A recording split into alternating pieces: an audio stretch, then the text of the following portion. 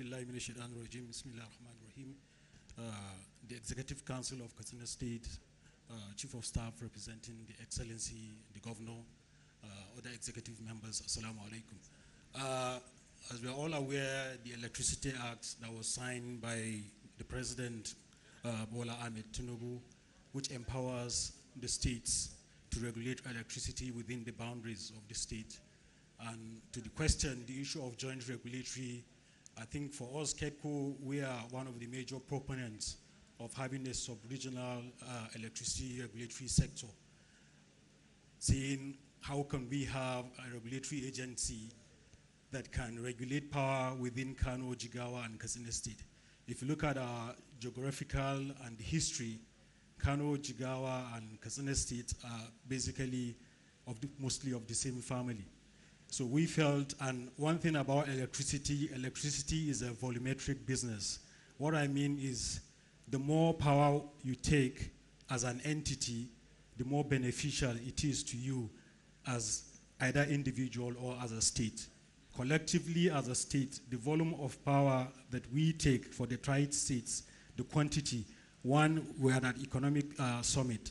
The volume, most of the investors on power are aware that the more volume of power you have on the plate, the more attractive you are to investors.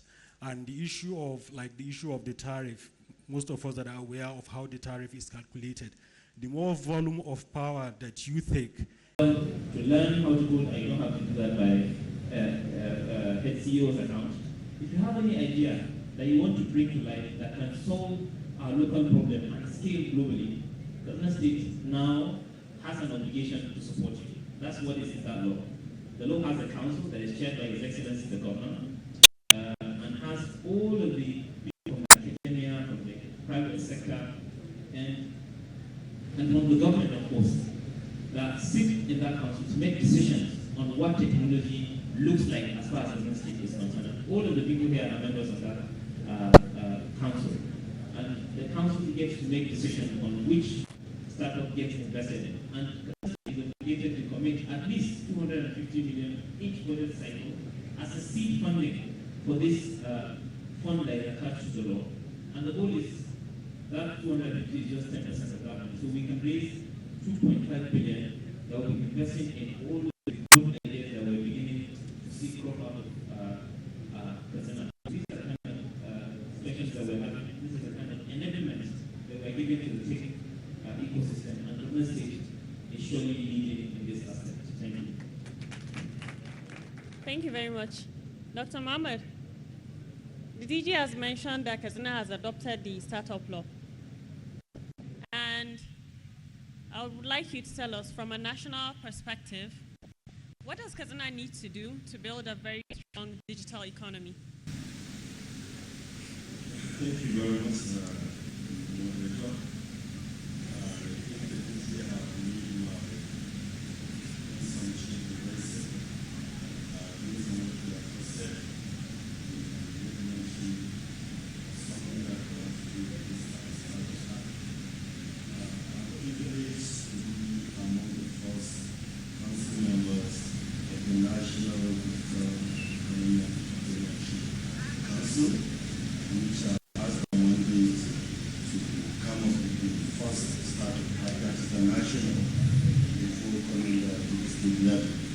So when Katsina State adopted it, being the first state in the country to adopt it, that is scale it down from the national level to state level. Believe me, it gladdens my heart. As the national president of the Nigerian Computer Society and as a pioneer council member that started nationally, I feel very honored and I feel very proud to mention that my state is the first state that started this house, take it down to the state level. It's something that is going to create quite a lot of opportunity and going to create quite a lot of opening to our English language customers.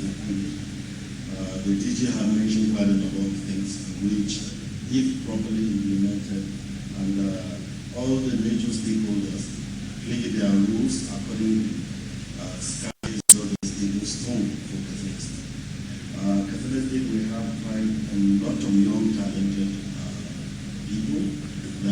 very, very good in IT. But the only thing is that sometimes we don't really go out. I would like to appreciate the effort of the DG now. There is quite a lot of giant strike in which our people now are going out. With the kind of innovations and the kind of things we do locally, they are things that are really supposed to be kept in Katsina State. I'm privileged to move virtually all the states of the Federation to see what they do in terms of digital economy, to see what they do in terms of IT, different state governments and the national to invite us at a different fora to have different conversation and discussion with what they do. But believe me, with what is happening in Katsina State, it's very amazing. And Katsina State have gone really very far. The only advice I would like to, add on top of it is that let us see how we can have more partnership outside to see how we can bring maybe people from outside to come and see what we do. In terms of programs like this, this is the kind of a very good program, a very good forum that give an opportunity that we bring people from outside and within the state to come and interact, share ideas, and by the time they come in, they see the beautiful things we have in Katsina State. Some of them will love to stay and invest in the state. More especially in terms of IT, there are quite a lot of applications, so many things that have been done by Katsina State packaging. If adopted at national level, it will create a lot of opportunity to Katsina State and to our Katsina State. Thank you very much. Can you speak on the AI strategy that we have in Nigeria and how it can benefit us here in Katsina State? Thank you very much, moderator.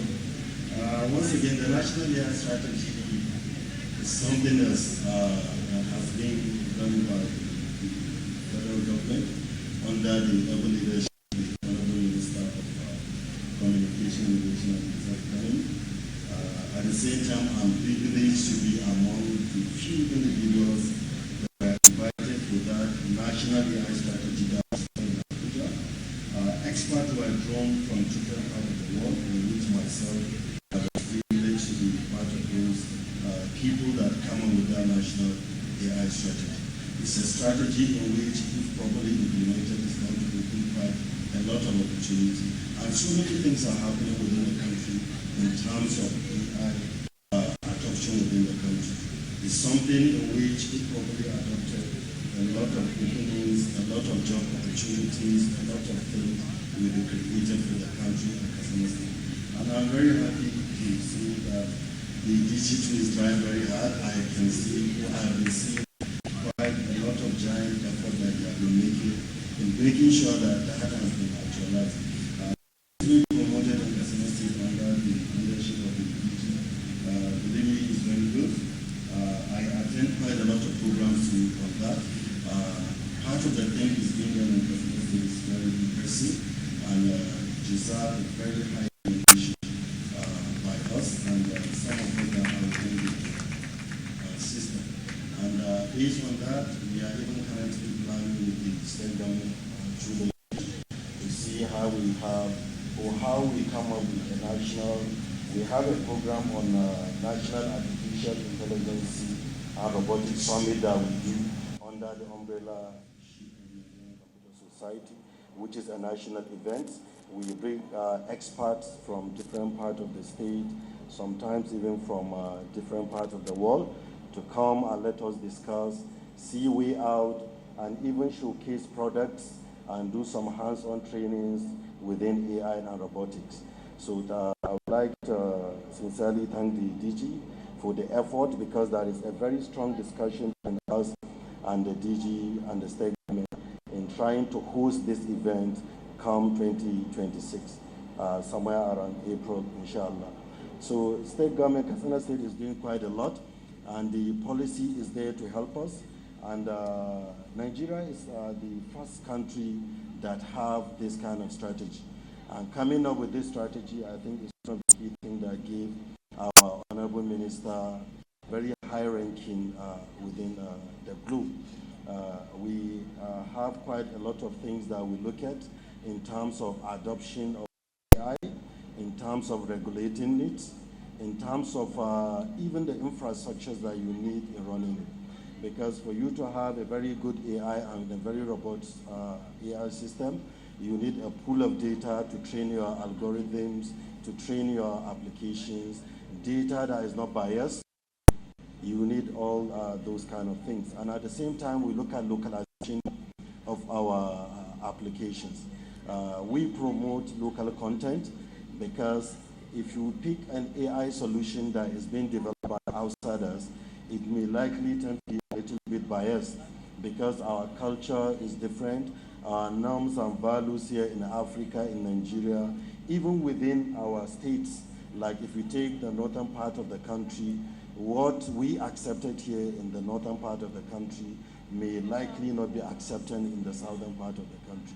So our norm and values are very, very important when it comes to AI adoption, and we are seriously looking into that, and there are quite a conversation in that, in terms of the regulation, the adoption, the infrastructure, and quite a number of things that we're looking at in terms of AI strategy in the country. And gladly to say Katsina State is doing very well in adopting it, being the first state to adopt the Startup Act, and still Katsina State is on the right path of being the first state to adopt the AI strategy at the state level. Thank you very much. Everyone has made such beautiful submissions, so I'll throw one last question. And you only have 30 seconds to answer. I'll actually time this, 30 seconds. So the question is, if Katsina could implement one tech solution tomorrow with immediate impact, what would it be and why? I'll start with the DG. Digital ID, DPI. All right, Mr. Aminu. I mean, I will follow on to that with digital payments. So, yeah, ID payments, yeah. Okay, what about you, Doctor? I think I'll go with the digital ID, because when you have the ID, you have everything. Okay, I would love to go with them. I'm with them, but still I would say one of our biggest assets in Katsina, despite all the land and everything, is us, the young people. So if we have to make Katsina to be net exporter of talent, not around Nigeria to the world, we can. And that's one thing I love to see from Katsina. Whenever you take persons, 6 from Katsina around the world. Thank you.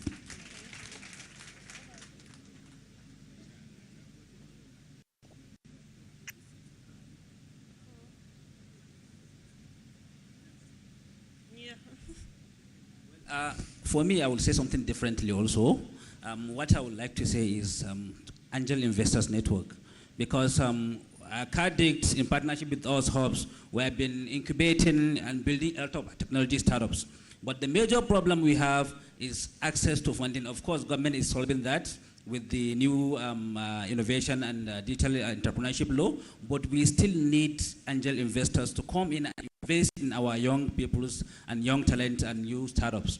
That is the only way the world will know what we are building, because without that, a lot of the ideas are dying because they don't have access to that funding and access to that visibility and the mentorship that we need. So I would like to say Angel Investors Network.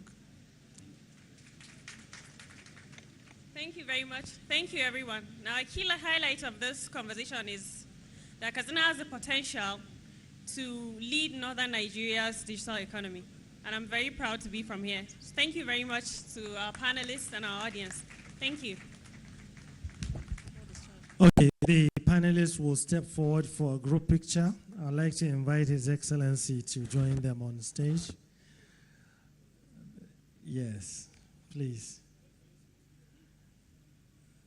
Thank you, please. The Head of Service, DG Keeper, the Commissioner of Commerce, Economic Advisor.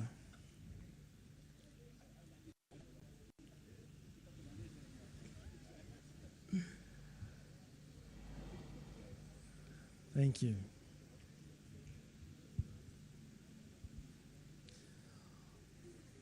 Excellencies, distinguished guests, I've been directed to inform everyone, including the members of the audience, that we are going to have a working breakfast. This means that, well, we can call it a brunch. They are going to come in and serve it while we are seated, and the program will continue. And for those of us that are also interested, we have some food vendors also packed here. You can go around and see what you can pick for yourself. But refreshments are also in order, and they will be served appropriately. Your Excellency, distinguished guests, I'd like to invite quickly the Honorable Commissioner for Commerce, Industry and Tourism, Solid Minerals, Honorable Keigama Umar, representing the Executive Governor of Yobe State, to deliver a brief goodwill message. Please put your hands together for the Honorable Commissioner. He came all the way from Yobe State to grace this occasion. Thank you very much.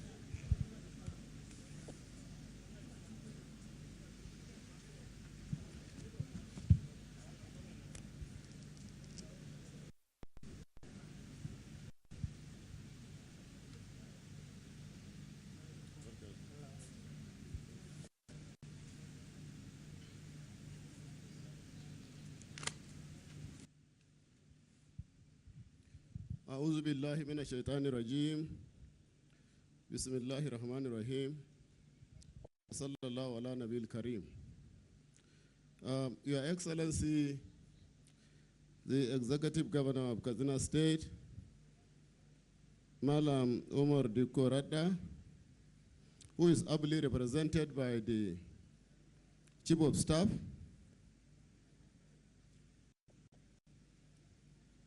previous speakers mentioned captains of industries, but Your Excellency, let me grab your indulgence to jointly promote these captains to general of industries. Similarly, permit me to stand on the already protocol established by the MC. I am standing in for my governor, His Excellency Honorable Mai Malabuni, CON, COMN, Chiroman Gujiba, the Executive Governor of Yobe State, who is unavoidably absent. He is currently attending to other official functions at home. He mandated me to tender his apology and represent him in this very historic occasion. With much delight and sincere appreciation that I stand here to deliver a message of support and encouragement to the government and good people of Katsina State for the giant stride toward opening the state and its potential to the world for win enduring participation and the collaboration with the private sector to accelerate industrialization and economic growth. The theme of this summit, which focuses on the future of Katsina's economy, indeed apt and timely, considering the fact that economies of most federating units in Nigeria remain in slow mode due largely to wastage, underutilization of economic potentials, lack of good corporate governance, dearth of innovations, infrastructural gap, inadequate specific incentive to attract the much needed partnership, and yet to be improved enabling business environment among us. This summit is therefore proof of implementation of ease of doing business, reformed by Katsina State government in all ramifications, catalyzed by the progressive and dynamic leadership of His Excellency Malam Diko Umaru Radda, PhD CON, the Executive Governor of Katsina State. While we congratulate the government and the investing community in the state for successful hosting of this event, I wish to emphasize that the subsequent edition should be sustained with close intervals to facilitate appraisal and reshaping the way forward. Your effort and determination in this direction, which defies the unfortunate disruption caused by the cowardly act of insurgency will surely usher the triumph of good over evils. Accordingly, Yobe State delegation is here to participate actively in the summit proceedings, to share lessons learned, but most importantly, to explore fertile areas of investment, collaboration between the two sister states. In addition to the common potentials of the two states in agriculture, commodity trading, and livestock development, like Katsina State, Yobe equally sit on a vast untapped solid minerals such as ore, gypsum, copper, kaolin, trona, limestone, diatomite, granite, gold, among others. The outreach in general haulage and the business of logistics across the length and breadth of Nigeria is a strong catalyst for business growth and economic transformation. We strongly believe that our cooperation will turn many existing informal ventures by our good-spirited and hard-working youth into more formal corporate enterprises driven by value chain enhancement, governed by best practice, capable of navigating and mitigating risk, expanding frontiers, and empowering the players, yet with the ripple effects in the economies of the two sister states. Long live Katsina and Yobe State, long live Federal Republic of Nigeria.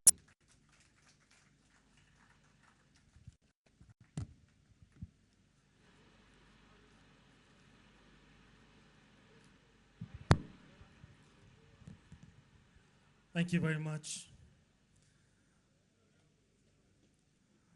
Next, I will invite the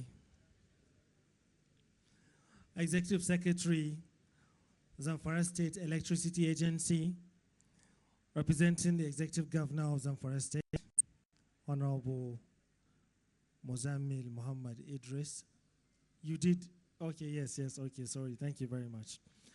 Okay, finally, I'll invite Hajia Amina Zayana of Katsina Inner Wheels Development for her goodwill message before we take the last panel for today.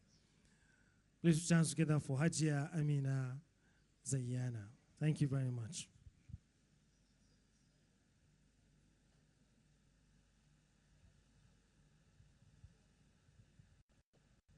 Okay, let's put our hands together for Hajia Amina, please.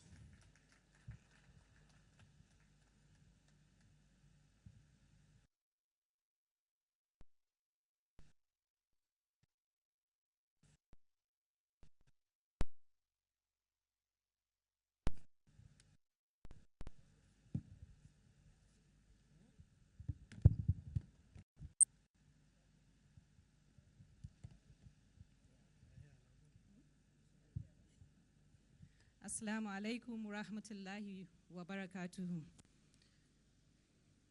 Distinguished ladies and gentlemen, before I start my speech, I would want to ask the people of Katsina here in this hall, how many of you made meaningful connections between yesterday and today? Please, if you actually made the connection, a meaningful connection, like minimum of 2, please do raise up your hand. Congratulations to 5 people, including the Honorable Chief of Staff.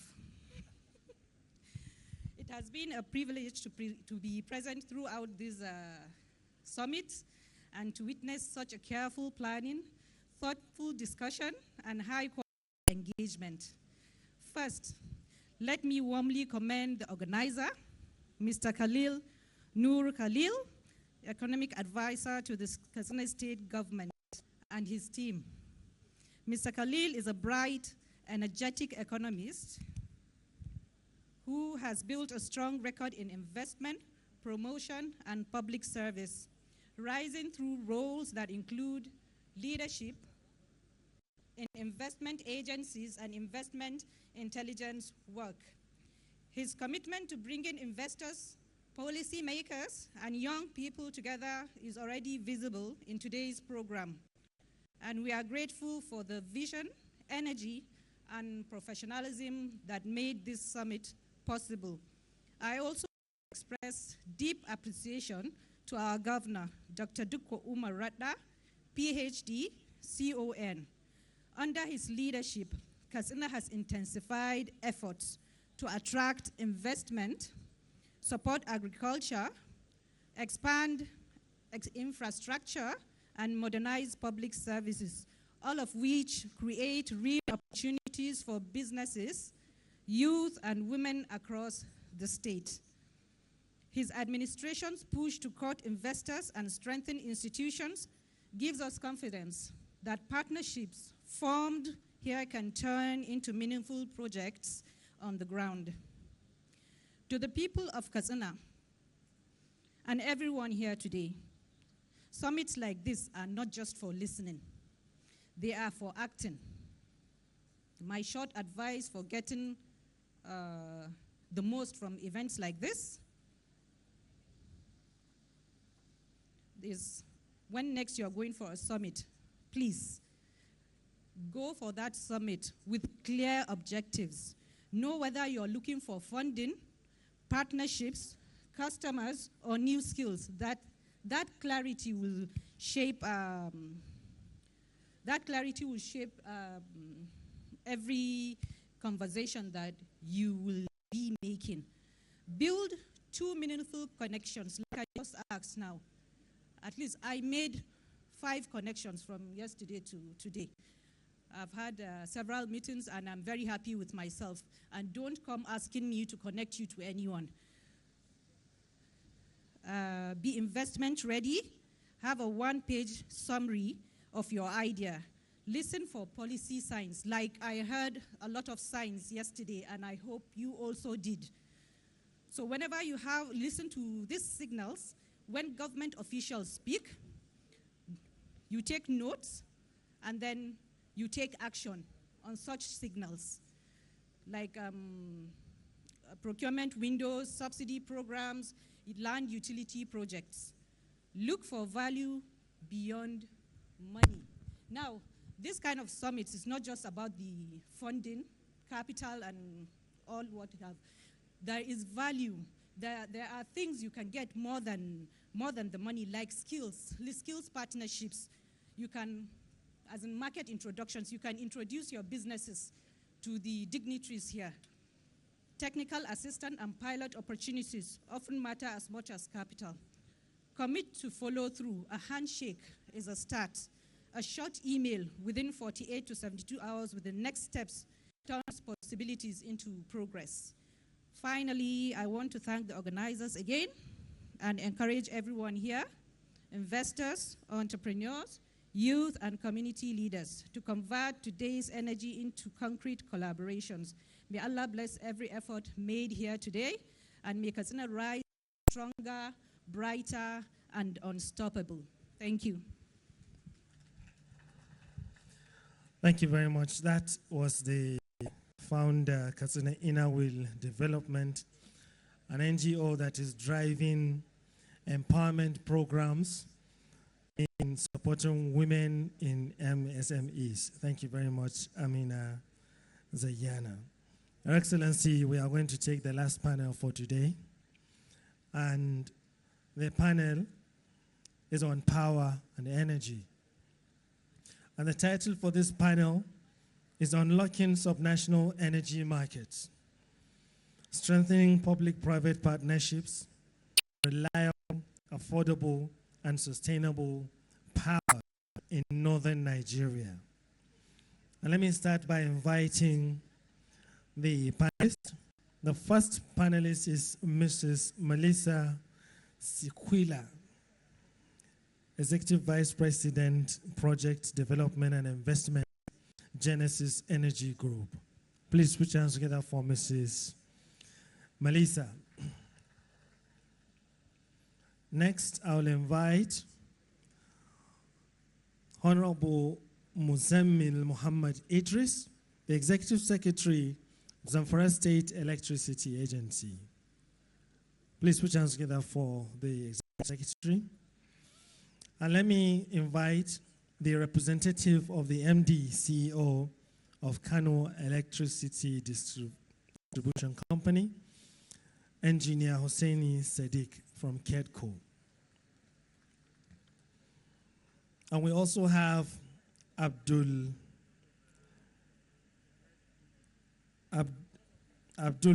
Nanono, right? Deputy MD, KEDCO, Kano Hydroelectric Development Distribution Company.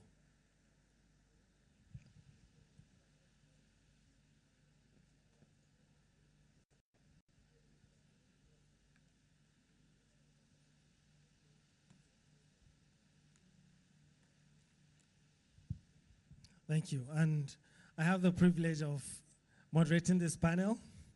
So please put your hands together for me, please.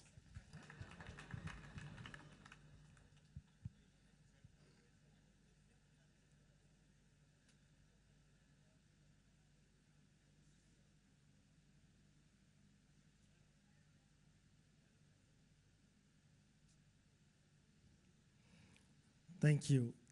Good afternoon, ladies and gentlemen, and welcome to the panel. Distinguished guests and panelists and participants, it is my privilege to welcome you to this strategic conversation on unlocking subnational energy markets, strengthening public-private partnerships for reliable, affordable, and sustainable power in northern Nigeria. Across Nigeria, we are witnessing an important transformation from the era of centralized power under the NEPA, the famous NEPA, National Electric Power Authority, which we still can't escape, right, to the unbundling reforms of the Electric Power Sector Reforms Act, that's EPSRA 2005. And now to the Renewable Energy Policies of 2015 and the Electricity Act of 2023, which finally gives states the authority to generate, transmit, and distribute. The landscape has fundamentally shifted, and states can now build their own electricity markets, attract private developers, and deliver localized, reliable energy solutions. In northern Nigeria, the opportunity is even more unique. Vast solar potential, untapped hydro resources, large unserved populations, and rising demand for agriculture, SMEs, and processing industries. And Katsina State, under the able leadership of His Excellency Malam Diko Umaru Redda, PhD, CON, is complementing this development with solar and storage investments, wind revival, and decentralized energy initiatives. Today's discussion is going to focus on critical questions on how do we build strong public-private partnerships that unlock subnational markets and deliver real affordable power to the people and businesses of northern Nigeria. On this panel, I think everyone has been introduced, so I'm going to skip that part. We're going to try to be as possible on how we deal with the timing when we are responding to questions. Hopefully, each respondent will take not more than 2 to 3 minutes for the first responses, and then perhaps maybe 1 minute for the second, and rounding up with a 30 seconds call to action. And if time permits, we might take some questions and answers. So I'm going to start with Kano Electricity Distribution Company.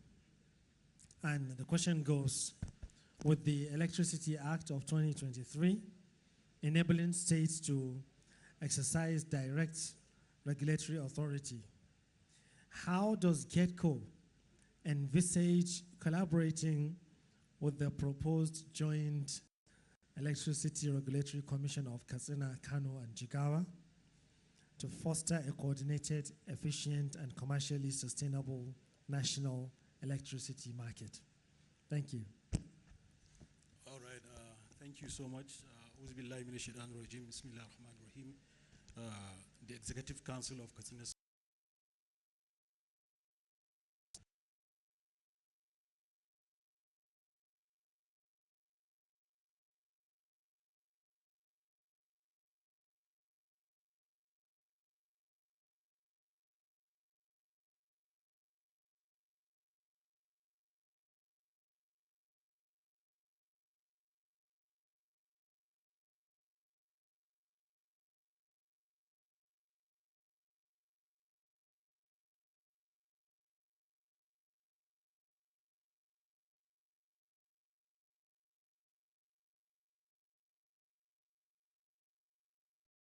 geographical and history, Kano, Jigawa, and Katsina State are basically mostly of the same family. So we felt, and one thing about electricity is a volumetric business. What I mean is the more power you take as an entity, the more beneficial it is to you as either individual or as a state. Collectively as a state, the volume of power that we take for the tri-states, the quantity, one, we had an economic summit. The volume, most of the investors on power are aware that the more volume of power you have on the plate, the more attractive you are to investors. And the issue of the tariff, most of us that are aware of how the tariff is calculated, the more volume of power that you take, the lesser the tariff that each customer will pay for electricity. So it is very, very important for these tri-states to stay together. And there's one thing also regarding what you call cross-subsidization, where huge consumption customers, like industrial customers, provide cross-subsidization for lower customers like residential areas or rural customers. So if you stay together as a whole, the volume of power has a more significant advantage. That is why KEDCO is pushing for the joint regulatory agency between these tri-states, and we have done a lot. Last month, there's a meeting that was held with all the 3 state governors and executive members in Marrakesh, Morocco, and also presently our management and co-investor is also have a meeting to see how we can come up with a regulatory act that will be beneficial to all the tri-states. So we are a proponent of this, and we felt we are stronger together than separated. Thank you. Thank you. Thank you very much, KEDCO. That was a solid one. I believe we are better together. Like Baoshi says, right? They say if you go alone, you go fast, right? But if you go together, you go far. So thank you very much. Everyone is hoping for these tariffs to really come down. So I'm now going to go to the people that have the money, investors, Mrs. Melissa. So the question is, from an investor's point of view, what key factors make a state-driven energy project truly bankable, right? And how do you think states can strengthen their investment readiness? Thank you. Thank you very much, Your Excellencies, Chief of Staff, Executive Council, good afternoon. I think your question is a very pertinent question, and I only have 2 minutes, so I'll try to be succinct.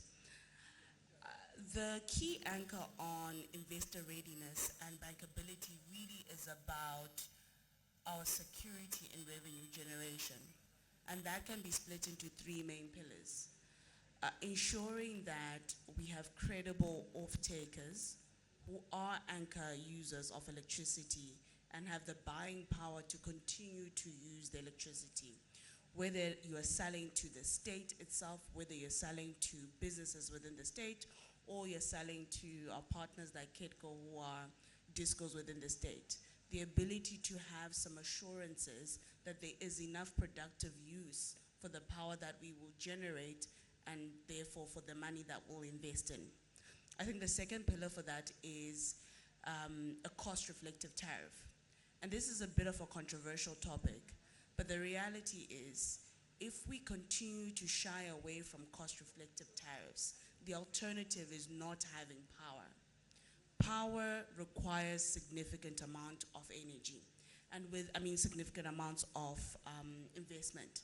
Without having a cost-reflective tariff, you deter any and all investors. What happens is the investment doesn't come in, then the power doesn't come in, and what happens is even the industries that we're trying to motivate to come to Katsina, whether it's mining exploration, whether it's agro-processing zones, whether it's ensuring that we have a lot of industries in the green economic zone. If there is no power, there's no productivity. And if there's no cost-reflective tariff, there's no investors. And if there's no investors, there's no power. So it's all very intertwined, and I think that's another pillar. The final one, and I would say, is just regulatory stability. And I must commend the Katsina state government for being leaders in terms of regulatory stability and just being very innovative and very forward-thinking around what creates an enabling environment. Ambition without capital are dreams, and capital follows regulation and stability. So I think those are the two things, and from a Katsina perspective, quite frankly, it's very hard to fault what the Katsina state government is doing. It is a very investor-ready state, and this is why we are partnering with Katsina State. Wow, thank you very much. And I also believe that is not to say that Zamfara is not investor-ready. No. I mean, friendly, quite frankly. So thank you very much for that apt and very eloquent response. We'll quickly move to Kano Hydroelectric. Abdul Jabbar, right? Yes. Mr. Abdul Jabbar, given that offtake risk and bankability remain major, I mean, you just heard what Melissa said, constraints. So what innovative mechanisms can state governments adopt to strengthen this credibility, the PPA credibility? Thank you. Thank you very much. Your Excellency, the Executive Governor of Katsina State, ably represented by the Chief of Staff and the other State Executive Council members, permit me to stand on the already established protocols. So I'm coming from Kano Hydro and Energy Development Company, not electric. All right, thank you. So in terms of talking about bankability of projects and how to strengthen innovative ways of strengthening public-private partnerships, I think there's quite some number of a few models that have worked. Even in Kano, you can see setting up escrow accounts, and then you have waterfall payments, bringing up bankability of projects that have already existed. There's a 10 megawatts Husky power plant in Kano that has that arrangement. So the investor has that, he knows that he's going to get his money back signing those kind of agreements. So, and also the states have to also be innovative. I think the states also have to be bold enough in taking some risks because power investments they're quite risky and they're also rewarding. Once you get power to the people, once you get power to the state, it automatically results in employment opportunities because industries come up and then you have, so I think it's a risk worth taking, but the states also need to look at ways to minimize the risks, but they should also have it in mind that the risks will always be there. So you need to also just try and minimize the risks. And you've seen places where some special funds are kept, sync funds that are allocated to cater for shortfall in let's say payment of tariff shortfalls.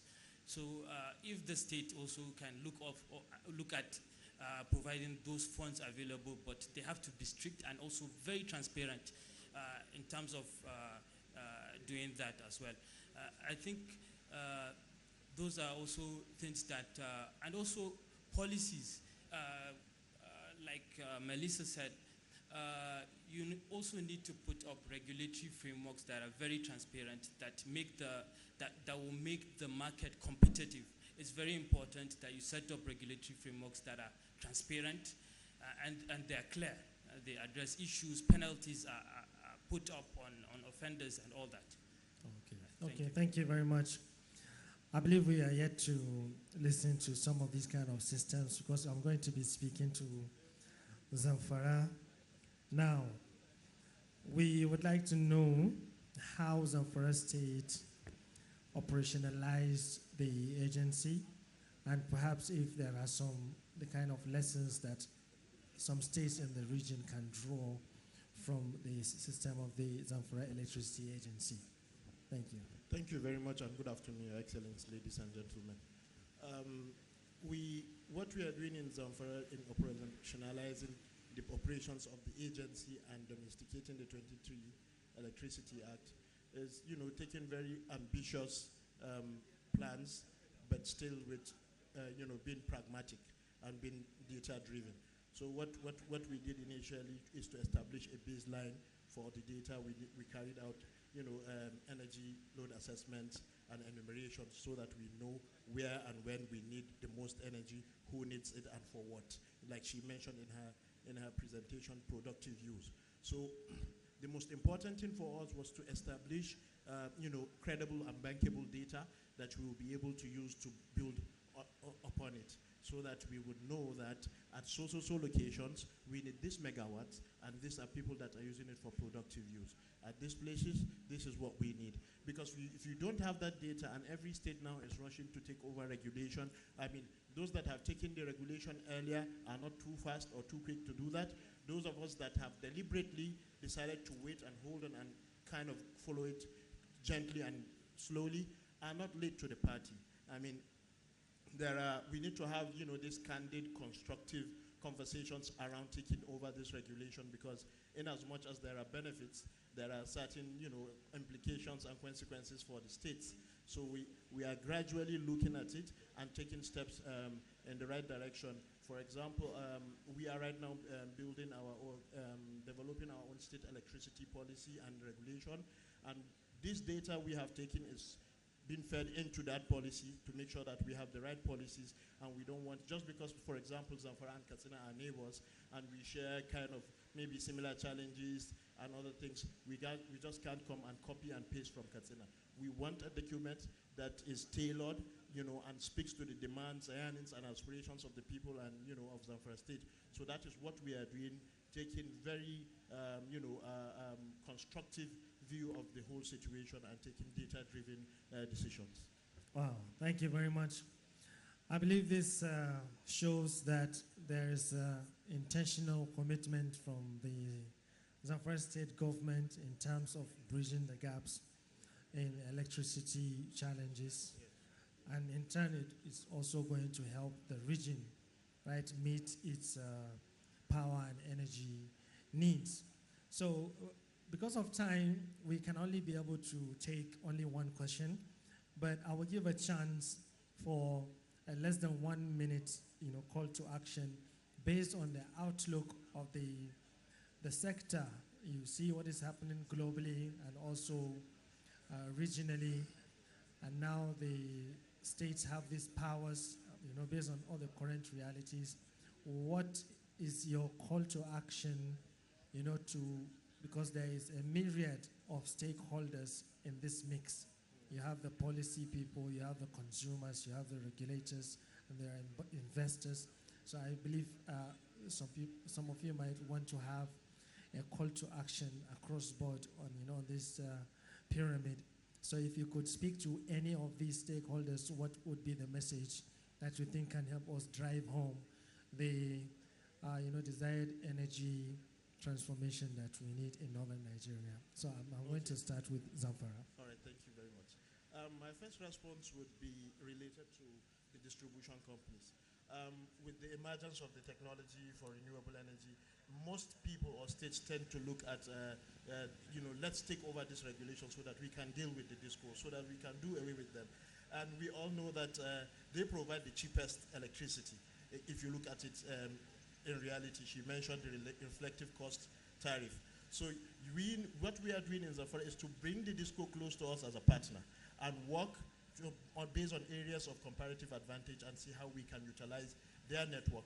That is why we came up with what we call a shared infrastructure policy that allows people like Melissa, for example, to come to Zamfara and utilize the existing infrastructure there that either belongs to Kaduna Electric or where the infrastructure belongs to the state. So it now reduces their capital expenditure initially, and which will translate into lower tariffs and other things. And I like the fact that the states of Katsina, Jigawa, and Kano are coming together to come up with one regulator. Because you can imagine if we have different set of rules and regulations in Katsina and we have different sets in Zamfara, Sokoto, and Kebbi, for example, in the Northwest, what it means is that Melissa as an investor would have to play alongside this set of rules and prepare completely or be deterred by having another set of rules in the next door neighbor. So I believe, I'm a proponent also, this is my own position, not the position of the state government, but I propose that it's a good idea to have one regulator, or if you have multiple regulators, you have some sort of an anchor committee or something that makes sure that there's some sort of synergy and cohesion, so that investors will be able to invest. After all, the infrastructure cuts across the states, and for example, if Katsina State has hydro generation that is beyond its capacity, Zamfara could be able to utilize it and benefit from it. So these are some of the things we have, and I would like to also tell the investors here that Zamfara, it won't do you any harm to look right out the window and come to Zamfara to invest. I just mentioned that if you want to do mini grids, we have communities that the state government has taken the bold step of putting in the network infrastructure in there. In some places, all transformers and everything are in there. So you just come in there, plug and play. So these are some of the things that we need to do. We all know that this electricity needs to be affordable for our people. It needs to be reliable and sustainable at the same time. So if we can't do all of this, collectively, and we decide to work in isolation, I think the aim will be defeated. Thank you. Thank you very much, Zamfara. I think I'll take KEDCO last because, a lot of people think that KEDCO actually owes them apology for many things. But maybe now is time you have an opportunity to speak to that. So, Melissa, you heard the question. Let's try to narrow down the response to the call to action and pick any actor across the value chain, please. Thank you. I'll pick three. Thank you, but I'll be succinct. I think the first call to action is to the state officials and the regulators. The enabling environment policies have already been put into place. I think the time is now for us to implement. So that's my call to action. Let us implement these policies transparently, and also for the state to have that first loss capital, whether it is providing permits for land, ensuring we've got a one-stop shop for regulatory licenses that are required. These are the things that investors want to see. To our fellow partners in DISCOs, I think my call to action is, as you said, together we are stronger, for us to really leverage on our collective strengths, DISCOs in distribution and transmission, and investors and IPPs in generation. And if we can come together and partner together, that's important. And last but not least, to all the businesses and investors in this room, Katsina is open for business, so come and invest. The power is here, the power is ready, and thank you once again for this opportunity. Thank you very much. Okay. Thank you very much. Okay, I think my call to action will speak to the biggest challenge in the sector, which is the liquidity crisis. I think there needs to be a policy that says every customer should be metered. I think that addresses a very big issue in what the market is. And also, second, I think what has really not taken the media space is what the state governors have decided to do in terms of infrastructural development in the power sector, which was also part of what was done. And this will also address challenges in that area. partnering with the DISCO and ensuring we reduce AT, C, and C losses. And this will also strengthen investor confidence to come into our respective states. Thank you. Thank you. Ketko. So we're rounding up. Remember, we have not more than 1 minute, please. Okay, thank you so much. I think my fellow panelists have mentioned the issue of collaboration, and I'm happy they recognize that the DISCO plays a very, very important role in this collaboration. I agree with what Melissa said. She touched all the stakeholders. So my call to action is the recognition that the power sector is actually a value chain, and each entity within the power sector is a professional in that field and has a role to play. Just like how electricity flows from the generating plant through the transmission lines to the distribution lines to your transformer to the wire that supplies power to the house, it's a chain. If any weakness in the chain affects the entire value chain, like the liquidity issue he mentioned, like the cost reflective tariff, the investors are looking for. Why? Because it's an investment, and I agree with her. If the project is not viable, if the investor realizes that he doesn't get the required return on an investment, he's not going to invest. That is why they are calling for cost reflective tariff. I agree, electricity, if you look at over time, people see it more or less like a social service. But in this generation, electricity is actually a business. And for it to be sustainable, you should be able to sustain the infrastructure that provides that electricity. And also the investors that will bring in their money to get the right return. So we have to work collectively the way the electricity flows, all the power players within the sector, from the financiers like Melissa and co, the generating companies, the transmissions, redistribution, the government. I want to say that the government is very, very important because they provide the necessary policies, the framework, and the confidence for investors to actually come in and bring in the right laws. Then the populace, the customers have a very, very important role to play. One thing we have to understand about the value chain is that for every single electron of electricity that flows out to the customer, it is only the customer that provides the revenue for this entire value chain. So if one single customer do not pay for the electricity he has consumed, that affects everybody within the value chain. For us distribution companies, in the entire revenue collected, around less than 25% is what comes to us. Okay, let's round up. The entire money goes back to service the entire. I wish I have more time so that because people will understand how the value chain is. But I'm very happy Katsina has taken this giant stride, and we're happy to collaborate. We're already collaborating with Katsina State in as His Excellency mentioned yesterday, where they're looking at 25 megawatts. We're also playing role. We have some developers that we're already working with to support the Katsina State government and us as a company and our core investor, Future Energy Africa. We're looking at having embedded generation power around 150 megawatts between now and end of 2027. Thank you so much for coming. Thank you very much, my dear panelists and the listeners. Your Excellency, we thank you for indulging us.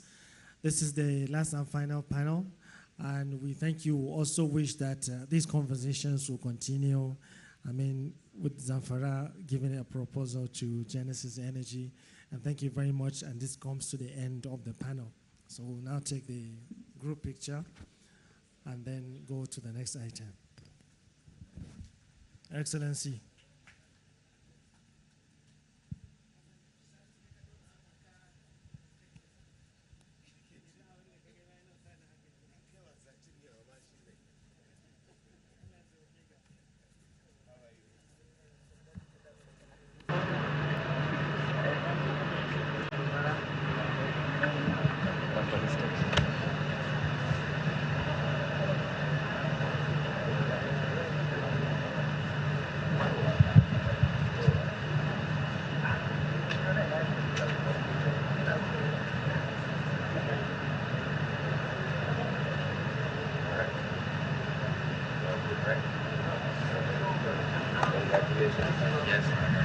That is an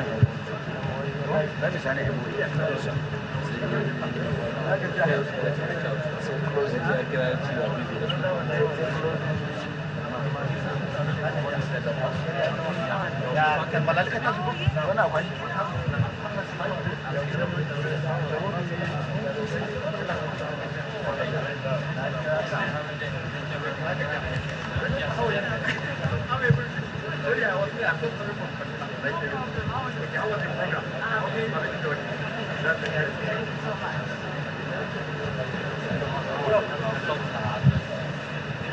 I'll now hand over to the Director General, Katsina Investment Promotion Agency, to facilitate the signing of MOU. Thank you. Thank you very much, MC. Thank you very much, Your Excellency, ably represented here. Ladies and gentlemen, yesterday we have signed MOU and then we have done business announcements. Today we are taking the last MOU during the summit, and then subsequently we'll be taking others in our offices. Right now we are signing an MOU with IPNX. It's a communication company that will do fiber optics deployment in Katsina and provide services. They have two representatives, Mr. Olu and your company, and then Malam Abba Sambo, the General Manager of Katsina Urban Regional Development Board, come forward and do this exercise now. We are going to execute an MOU costing how much? 2 billion naira. Yes, thank you.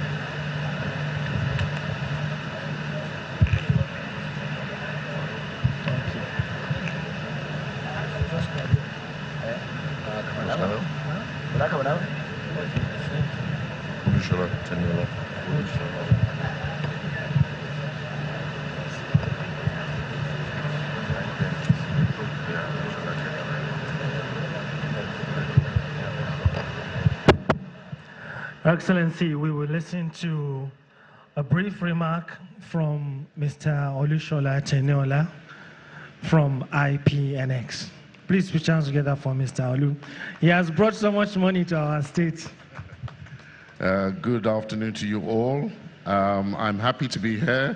But first of all, I want to say that Katsina is a lovely state. And I would like to stand on existing protocols. Yesterday, as my brother has alluded, We got to Kano after we missed our flight from Abuja to Katsina. But we're happy we went on the road because seeing is believing. And we see great potential for partnership with Katsina State. IPNX is a fiber to the home company. We have 22,000 live homes connected to within the country, and we have 4,600 enterprise customers. We are so happy that we are here to invest. I see my honorable commissioner will be coming for rights of ways, and we'll be paying you a token because we really believe in digital infrastructure, not only to enhance the education of those that are in schools, but also to create employment. So we've seen in examples of other states where we deployed this technology.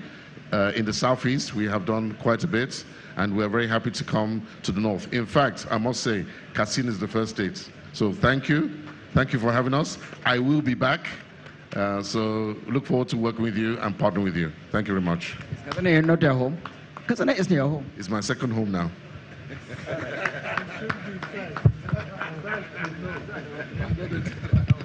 Okay, let's take the group picture, please.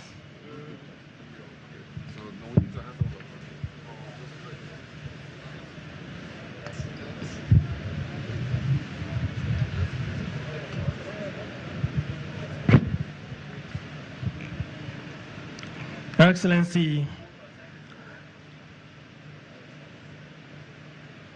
before we invite you for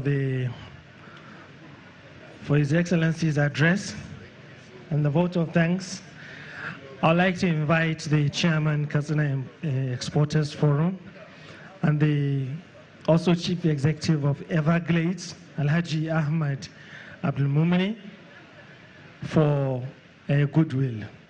Please, Alhaji Ahmad Abdulmumini, the Chairman, Everglades, is one of the foremost investors in Katsina State. I think he has a leather factory. Please, Alhaji Ahmad. He will do it on his behalf. Okay.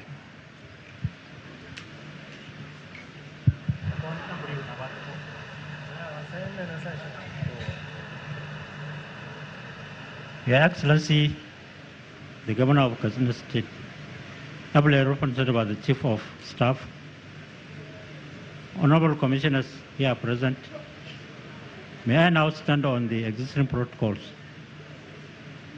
The Chairman of Everglades Associate, Alhaji Ahmed Al-Lumini, is unavoidably absent.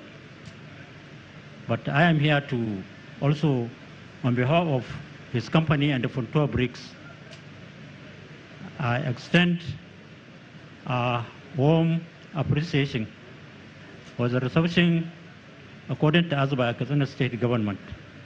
In particular, the government has directed that Fontour Brickworks is producing quality burnt bricks. And the government has directed that most government projects are now going to be used burnt bricks. Similarly, Everglades Associate are producing quality packaging materials like bags for packing fertilizer and so on. So he has also directed that the government is looking into how to patronize his products. Number 3, Ambassador Ahmed Rafai, Sadonan Katsina, has also asked us to extend his appreciation for the invitation to them to attend this important event.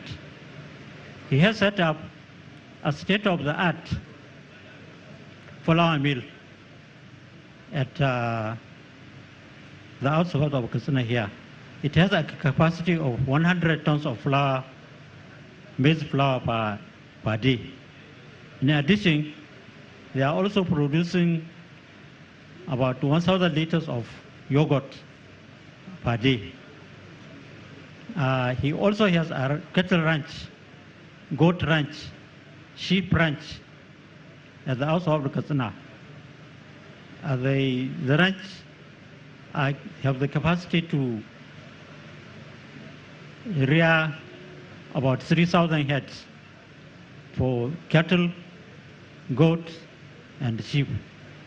And they are already partnering with the proposed Katsina abattoir to be established in Katsina, that will provide them the raw material, I mean the animals for the ranching. Once again, thank you very much. Thank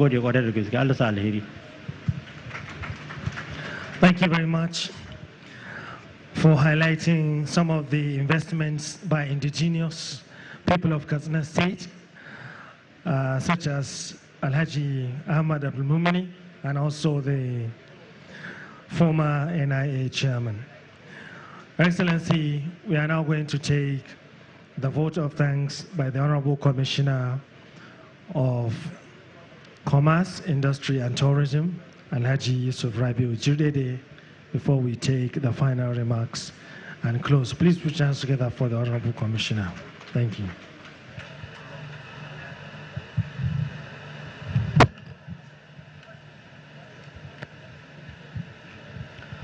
His Excellency, the Executive Governor of Katsina State, Malandiko Umar Radda, ably represented by the Chief of Staff,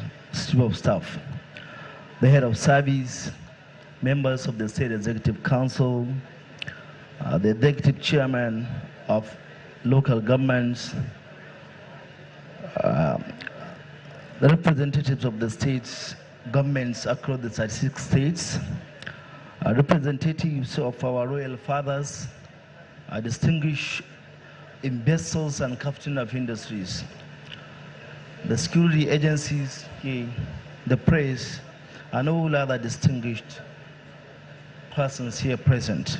Assalamu alaikum.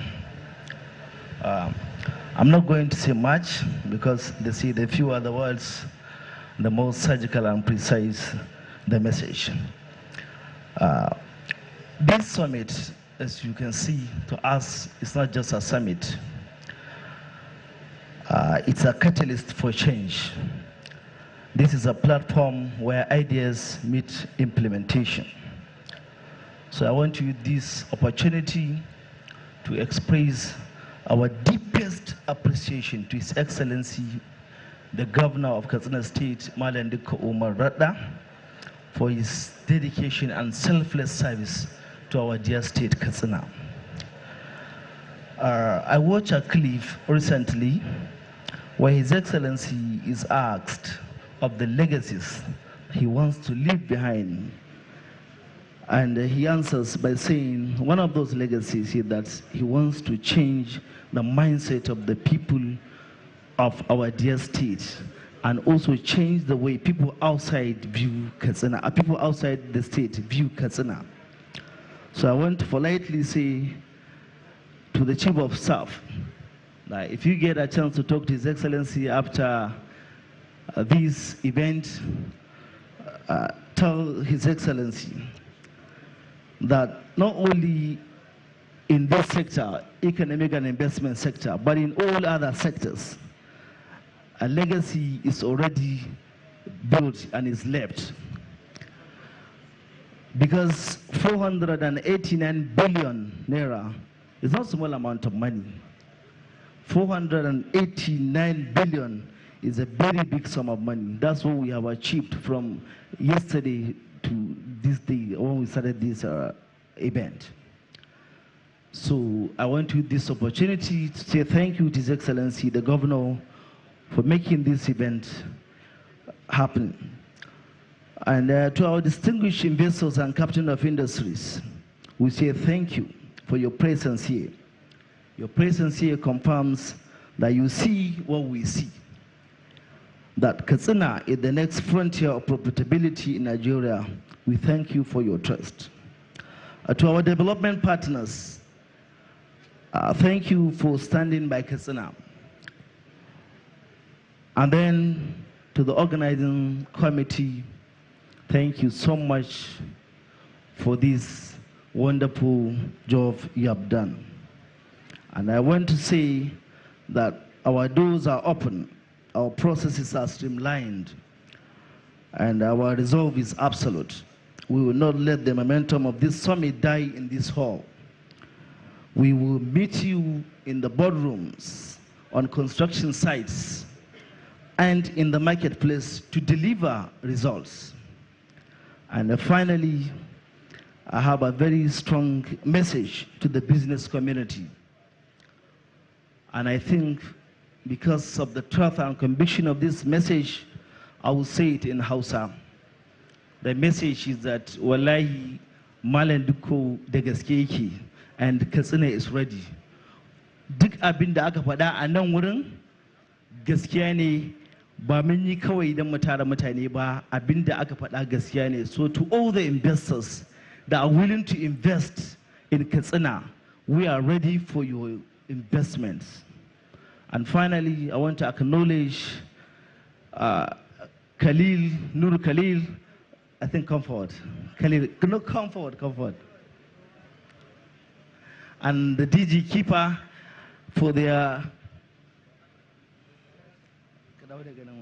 DG Keeper, please come forward.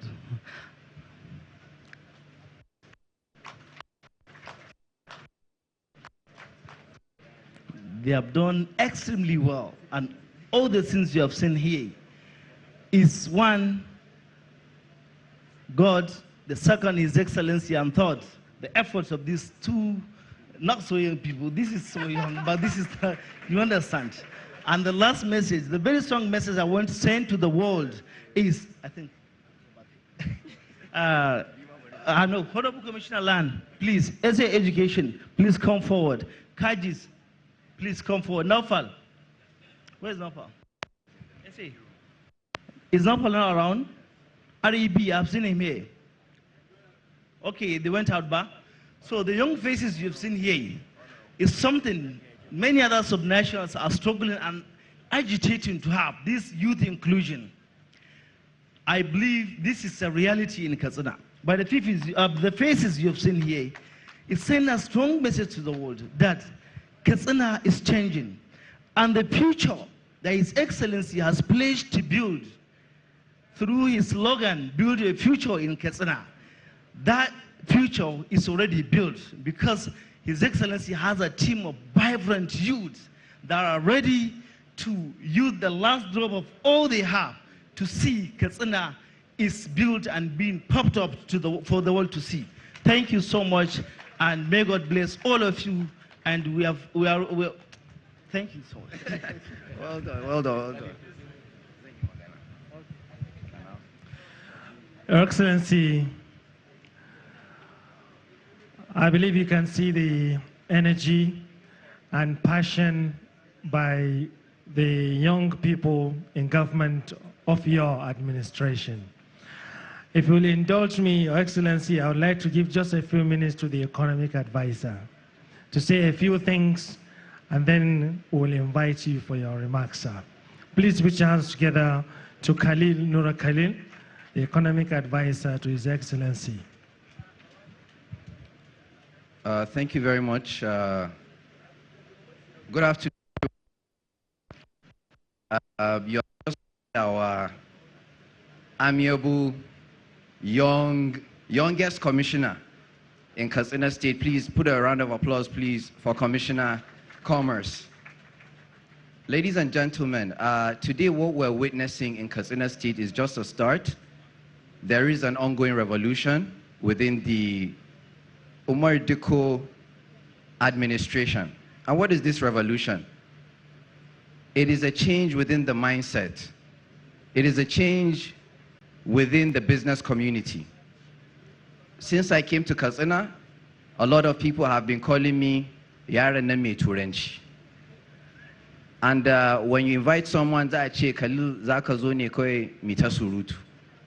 so today, I would like to indulge all those people to please kuma ku koyi turancin nan. Saboda this turanci, that is where the world is going. Ko muna so a baro mu bayani jama'a? Ko a'a? Thank you. So please, I would like to urge all the young entrepreneurs the older generation, let us come together.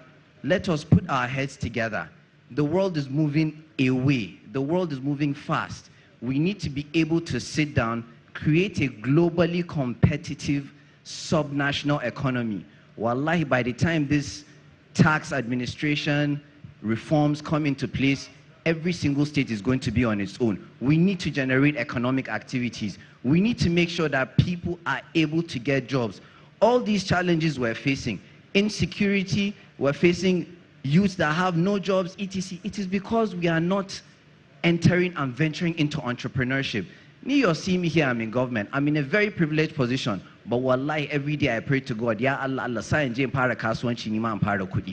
is just the honest truth. Cool? And I'd like to continue to indulge everybody here in government. Please, be responsive. Know that you are serving the public. It is called public service for a reason. We serve you. You are our boss. My albashi comes from you, the taxpayers' money. So I am at your service, okay? We need to change and reorient this mindset. So once again, I would like to thank all my colleagues here. I'd like to thank the sponsors, Constrix, Fairmont Shark, KK Kingdom, who else? Hey, I've chopped their money and I forgot their names. QD, that's the Inner Wheel Initiative. Cool? Hadia Amina, thank you very much. Corridors Capital as well. Thank you very much for your support. And thank you very much to all the businessmen that came today. I hope today you spoke the English, you met the right people, and after today we're going to go and begin to do what everyone here else wants us to do, which is we're going to commission projects, we're going to do groundbreakings, and we're going to show the world that we are actually doing what we say we are doing. Ladies and gentlemen, thank you very much. Invest in the future, invest in Katsina State. Thank you.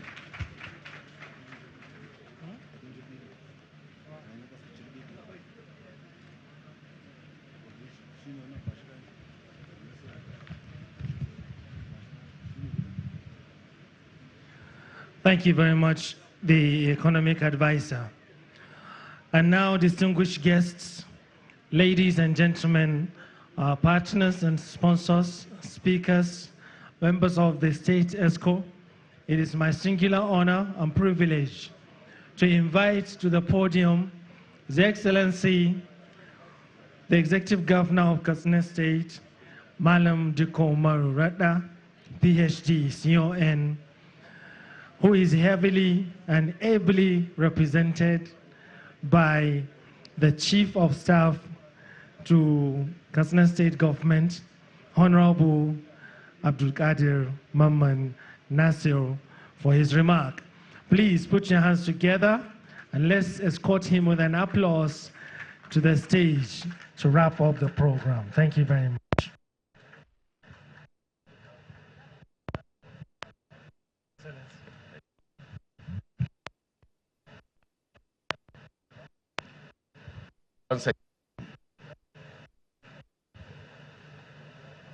Good evening, ladies and gentlemen. I'd love to stand on the already established protocol. And before I speak, I would like this gathering to know that I do not have a pre-written speech of His Excellency's remark. So I will try to gauge His Excellency's mien and his habits and speak in a language that will be gubernatorial.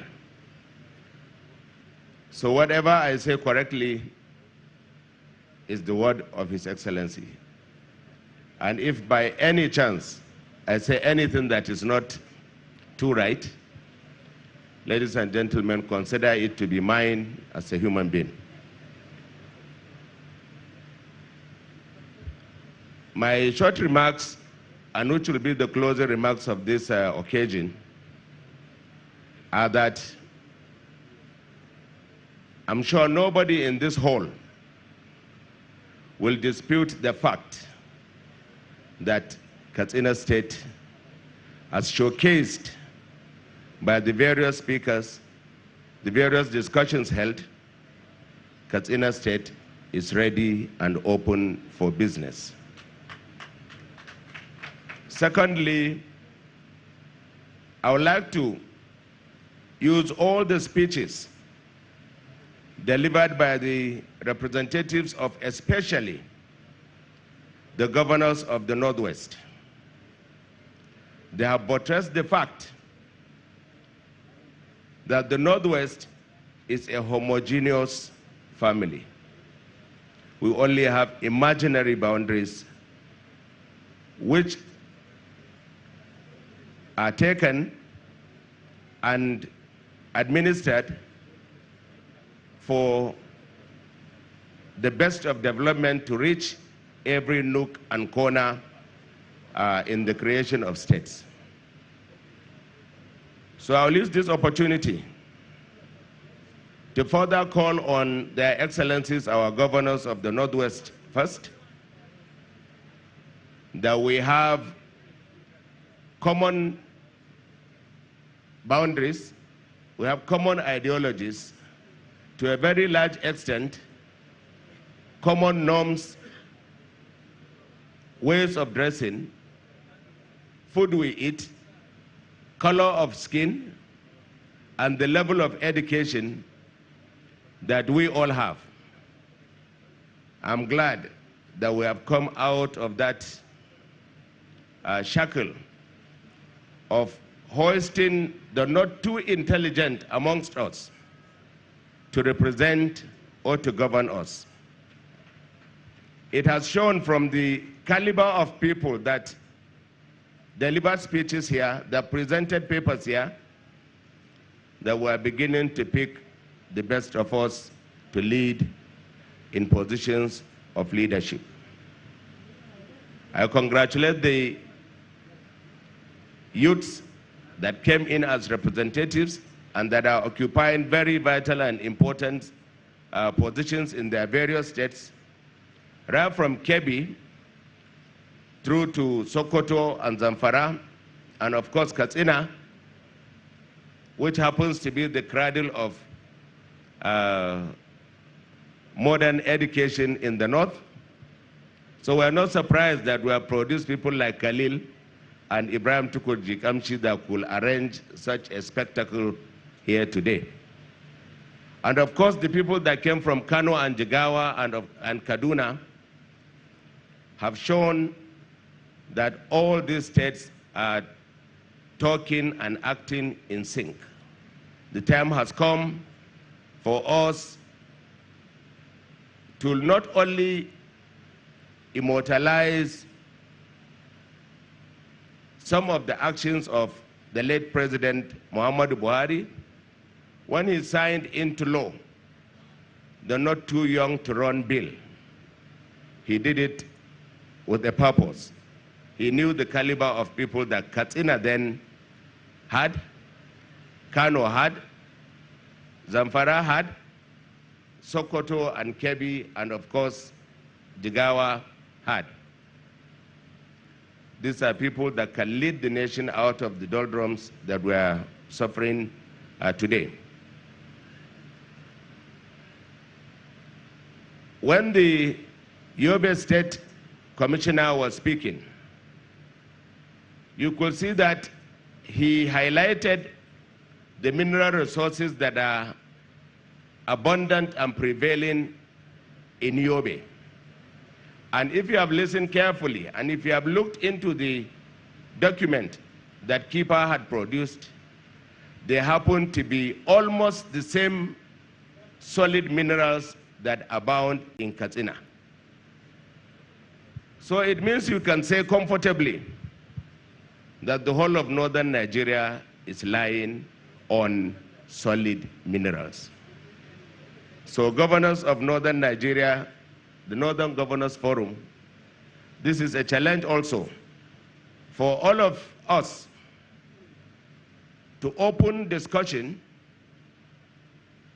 promote prospections of solid minerals, and develop a concept, a framework, a manual that can harness the potentials of having these minerals in our states.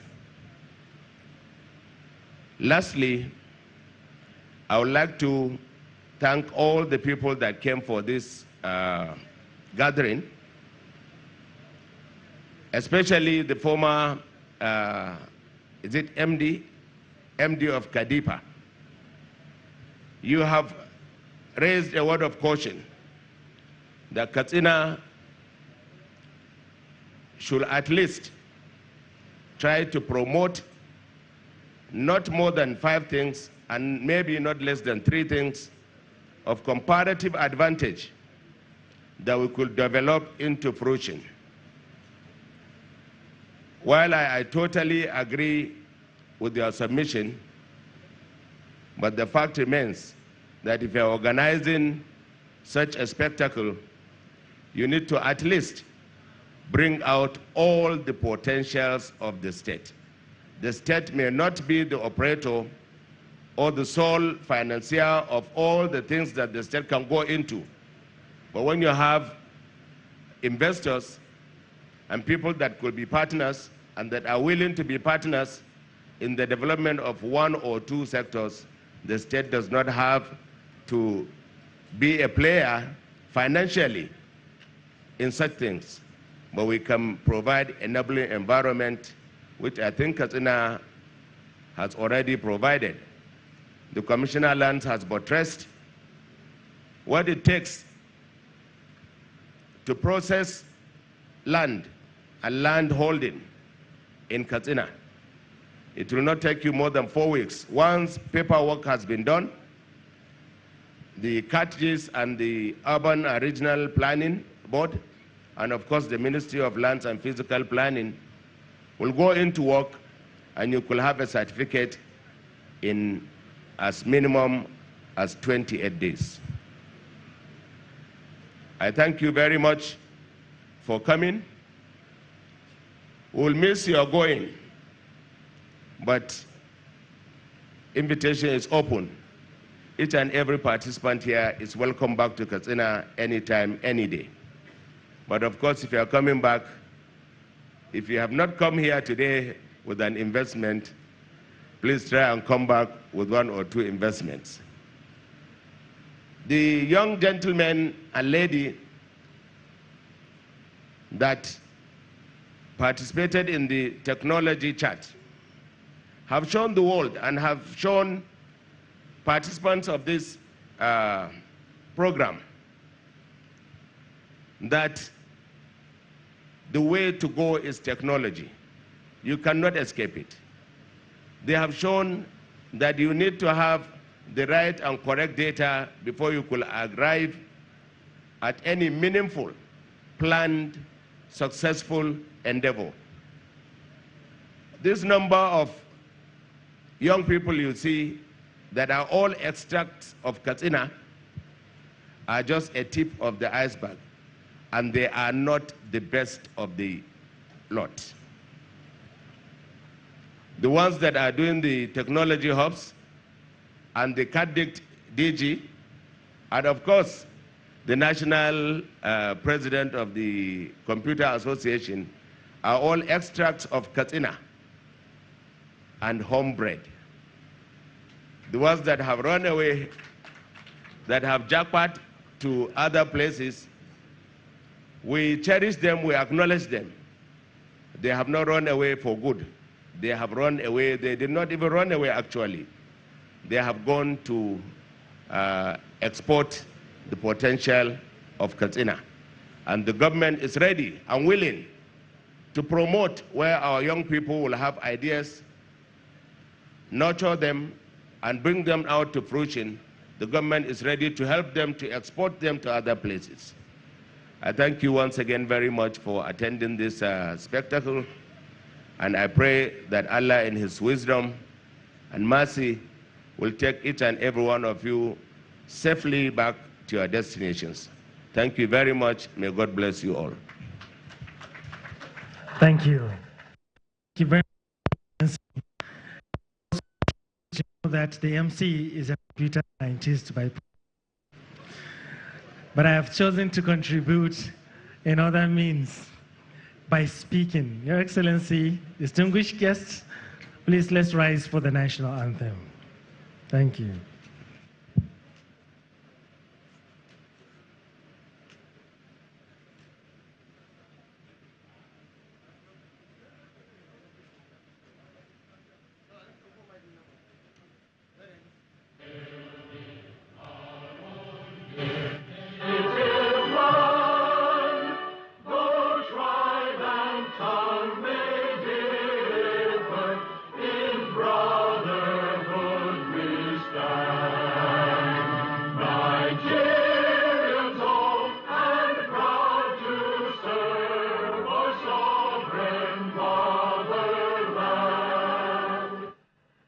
Your Excellency, distinguished guests, ladies and gentlemen, partners and sponsors and the organizers, thank you very much. It has been a delight hosting the Katsina Economic Summit.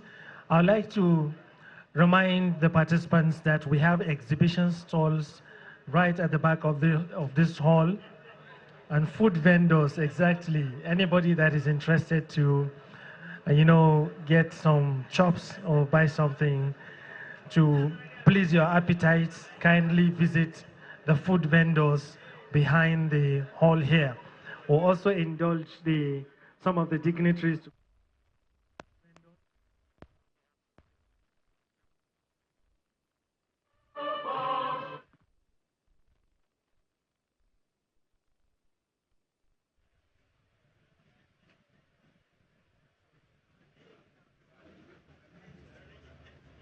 Of challenge and opportunity, of our proud history and our boundless future. If you look around and see the faces in this room, one imagines the thousands more joining us from across the globe through our digital platforms. We are all connected today by one powerful, urgent question. What is the future of Katsina's economy? Your Excellency, despite macroeconomic challenges such as unemployment, inflation, and structural deficits, Katsina State, under your leadership, is deliberately repositioning itself on a trajectory of economic competitiveness, structural transformation, and sustainable long-term growth, leveraging the challenges as catalysts for innovation and inclusive development.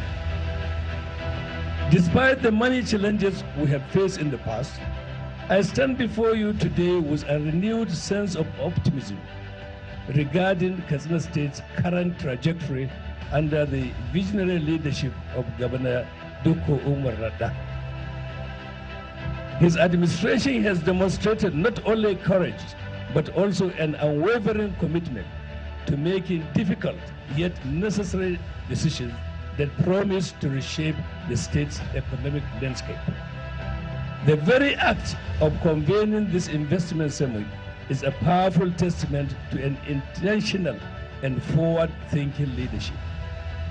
It signals a readiness to engage with stakeholders, harness ideas, and translate discussions into tangible outcomes.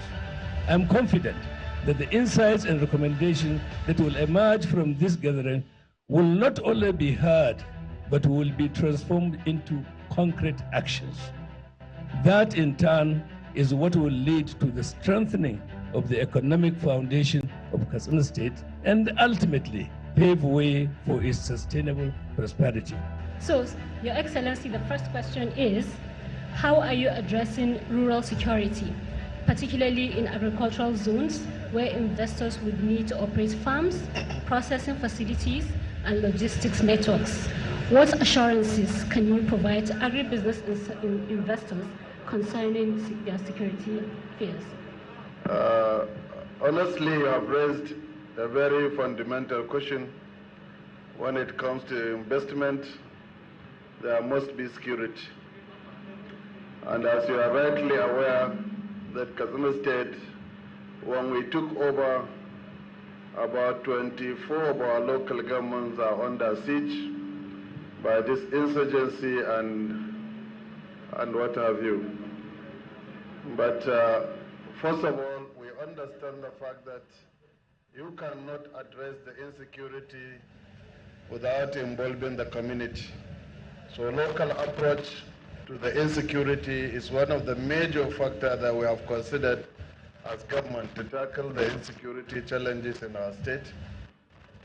We created what we call in the first 5 months of our administration, Katsina State Community Watch Corps. As I speak to you today, we have graduated the first, second, and third batch with over 2,500 young able men that were trained, equipped with all assets. It makes it easier for them to address the challenges. Confidence in Katsina State is an emerging economic and industrial hub for northern Nigeria and the wider Sahel, and confidence in what the private sector and government can achieve together when there is clarity of purpose.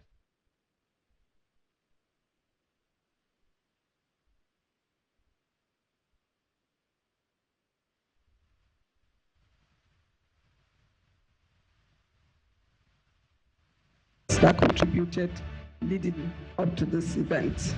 We came to Katsina not only because we are indigenous, but because Katsina is the first state in Nigeria to open its arms and embrace us, and we found the ease of doing business very accommodating and encouraging.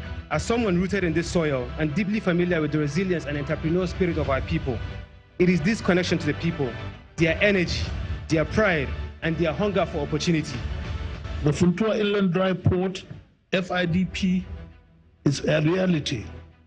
A federal government gazetted port of origin and final destination, an operational platform designed to decongest the seaports, lower logistics costs, and connect producers in Katsina, Zamfara, Sokoto, Kebbi, and Kaduna, as well as our neighboring countries of Niger and Chad, to markets around the world. Many people ask me, why football? Truth is, football is more than a sport. It is an economic powerhouse, which symbolizes unity, ambition, and shared destiny. It inspires the young, strengthens communities, and reminds us that talent and brilliance can rise from anywhere, including here in Katsina. That same belief in possibility is what today's summit represents. Your Excellency, I want to acknowledge the deliberate steps your administration is taking to reshape the economic landscape of this state. The theme of this summit, Building the Future of Business Economy, perfectly captures where we stand today, at a defining moment in the story of our state. Good morning, everybody. Your Excellency, the Executive Governor of Katsina State, distinguished guests, esteemed investors, developer partners, and my dear brothers and sisters. We are very honored and privileged to come here. Our total investment is USD $80 million here. Assalamu alaikum. I represent the Planetary aviation fuel distributors in so many airports, and I'm happy. One of the doings of aviation industry in Nigeria is CITES, and it's from this state. We invested about 1.6 billion naira to open up aviation fuel farm in Katsina, to open up the Katsina airport for schedule and charter flights, to open up Katsina airport for international operations, and to ease Hajj operations, inshallah. I'm the Group Managing Director of Proto Group and Safe Space Energy. We have started the investment in Katsina for several years.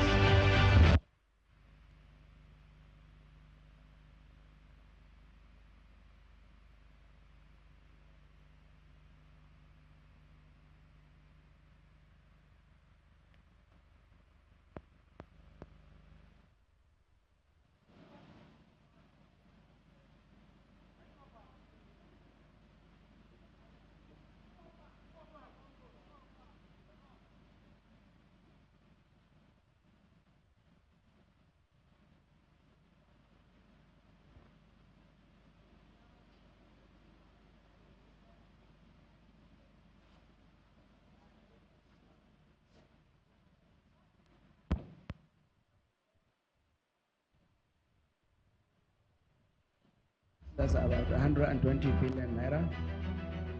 Then ABIS that we have signed, Your Excellency, is for 50 million US naira, about 75 billion too, for sophisticated and modern abattoir in Katsina. Dara Halal Group, with our able brother, is investing $5 million US. Coal Energy, that they have already closed their business in Katsina and they have started operating, is in the sum of 1.5 billion naira that he has announced just now. Then there is Constricts too that we want to announce for 500 million naira, and we will launch their GSC just now. The Global Innovation Lab, we have signed for $3.5 million US. So, Your Excellency, altogether today we have an investment announcement. Most of them have already realized already. But what I want to tell the public and the people of Katsina is that all the MOUs here are backed by responsibilities, timelines.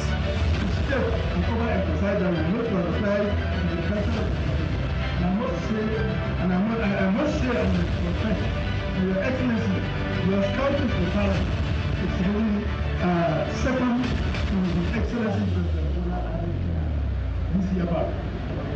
Commitment, fight in the field, knowledge, and resilience to stand at any time to address and think of the state. I'm not congratulating you for doing that. It is with immense pride and heartfelt gratitude that I stand to welcome you to this historic gathering, the inaugural Katsina State Economic and Investment Summit. Today marks rather a convening of minds, which represents a defining inflection point in the economic trajectory of the northern Nigeria and indeed our great capital Nigeria. We stand at the threshold of transformation. Katsina State is not merely opening its door to Africa, it is restoring an invitation to partnership, to share vision, and to collective enterprise. We invite those who see investment not solely as a financial transaction, but as a catalyst for human progress, just who believe that sustainable prosperity is to build not on extraction, but on empowerment.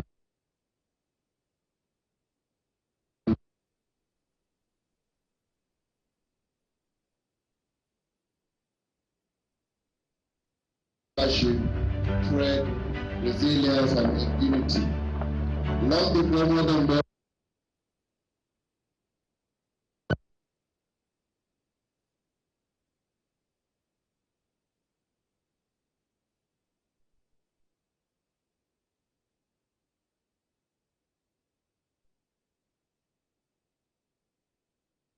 a seasoned development economist, Alhaji Gambo Hamza.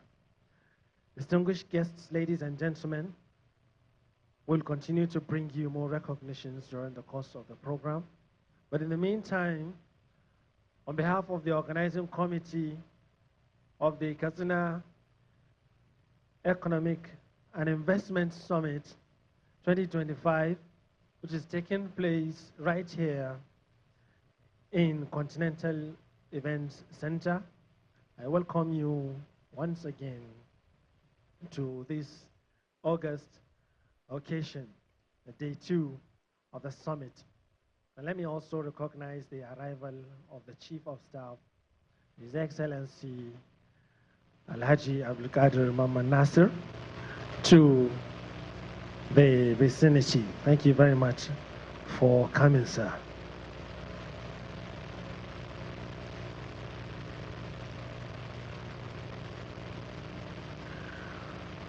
Please, the operators should kindly queue up the video for the recap of the program.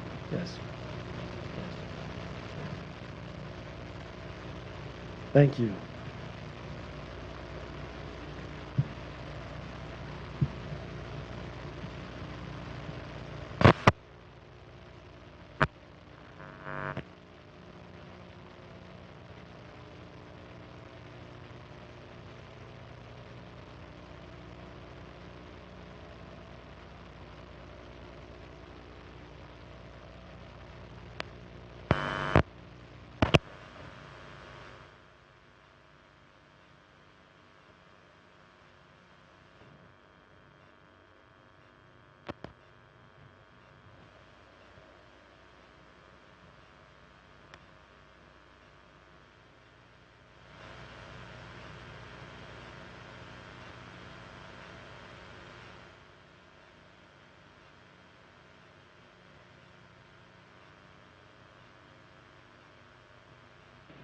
We rank third in Nigeria in terms of population.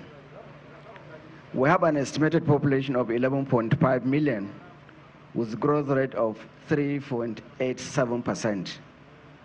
For investors, that presents market, because whom do you sell to? You sell to population, you sell to people, the consumers, and at the same time, you buy from them. Over 46% of our population are made of youth and ages between 19 and 59 years. That means our labor force, out of the 11.5, if you do a calculation, you'll find that we have a very productive and youthful population that you can employ at any time, and then even if you are producing, that will guide you what you produce too. 48.4 are under 19 years, and that's equally an opportunity, because the growth rate, the youth moves, and 85% of Katsina people, 85% is our literacy rate. Those that are able to read and write. Read and write in this context is not just the Western education. Our people here read, communicate in Arabic alphabets, just like we write Hausa in the Western alphabets. So our people here communicate, writes letters, speaks Arabic. And for those of us that don't even know Katsina, as of today we have astronomers inside Katsina that can tell you, can predict you, tomorrow is going to rain, or it's going to be shiny, or it's going to be that, just like what the BBC are doing. And that is highest level of education and literacy.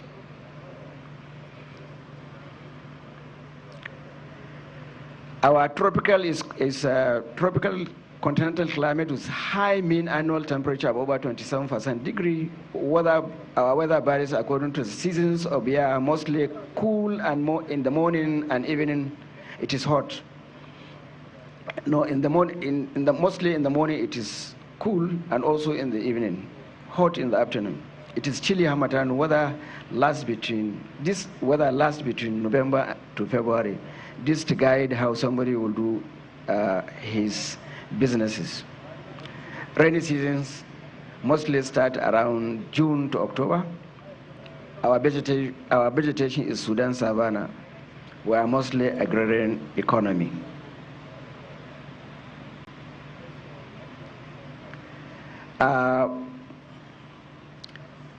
Ladies and gentlemen, Katsina is #1 in cotton production.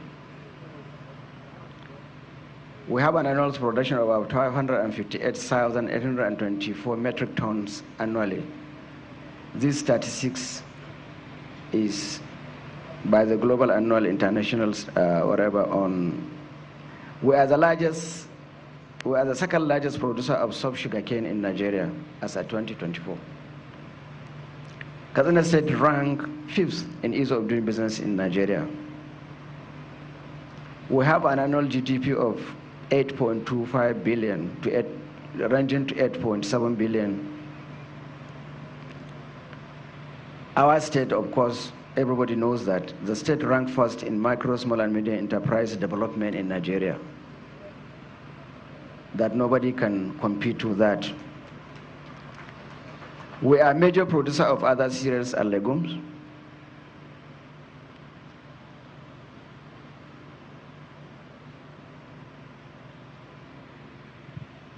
For our foreign investors, logistics and transportation is very important. Katsina is connected by rail line. We have rail line that comes from Zaria to Kaduna and then runs through Zamfara State and terminates at Kauranda Moda. For those investors that are interested too as well in that logistics, we can commence discussions on a PPP rail line from Puntua to Katsina, if anybody is interested. The rail line connectivity also runs through Kano, Daura, Katsina, and is moving towards Maradi. And it has reached an advanced stage. And that will really improve logistics as well. Katsina has an excellent road network across the state with over 1,468 roads connecting over 201 semi-urban towns. I don't think there is a state, this is just a fact, I don't think there is a state in northern Nigeria that has connected roads across the nook and corner of its own state as in Katsina. None. Our airport is an international airport with a capacity of handling cargo operations. And we're open for discussions with anybody that is interested to do a cargo operations. For now, rendering domestic services. We're also open to have an aircraft maintenance, repairs, and overhaul. We have a space for that in Katsina for those investors that are ready to do such business. Part of our advantage is proximity to Niger Republic and linkages with other West African countries, of course, is not in doubt.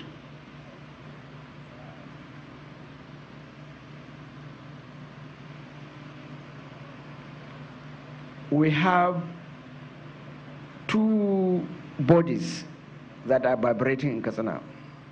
Recently, the Vice President came here to do a business clinic as an instance of MSME Council that provide instant solution to entrepreneurial challenges. We have a very strong and robust committee on ease of doing business chaired by His Excellency the Deputy Governor. The Ministry of Agriculture house over 40,000 cooperative societies for those investors that are interested in doing either an all lending if it is financing or else if it is an outgrower scheme.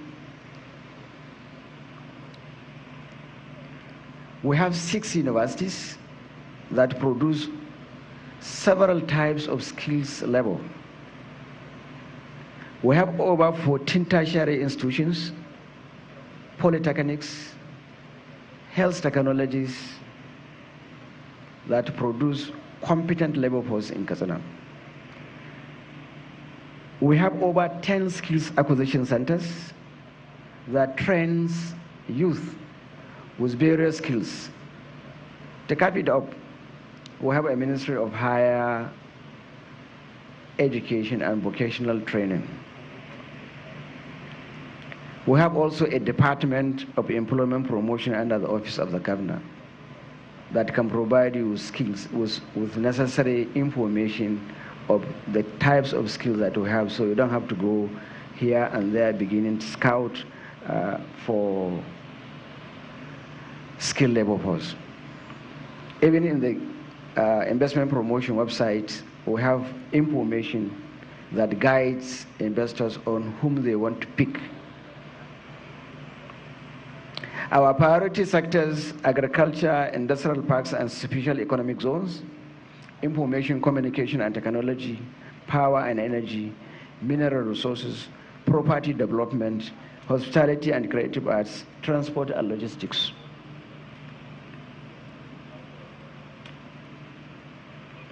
If you look at the slides there, It will give you our available cultivable land, 2.5 million hectares. We have over 800 hectares for cultivation. We have over 61 water bodies for irrigation with capacity of that much. But prominently, we have Sub-KGB, Agwagwae, have a total of this capacity. We are a major collection center for cash crops, tomatoes, sugarcane, soybeans, cotton, groundnuts, and food crops such as maize, guinea corn, millet, and vegetables.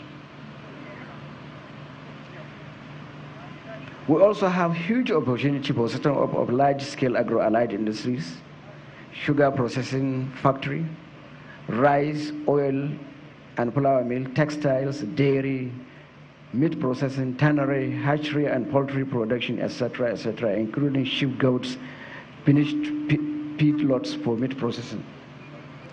Katsina will even soon establish a research for development center on livestock. And that's another opportunity too. Look at the number of cattle that we have, over 2.7 million. We have sheep about 6.6, goats 7.1 million heads. And we have serious potential for commercial scale rabbit and catfish production.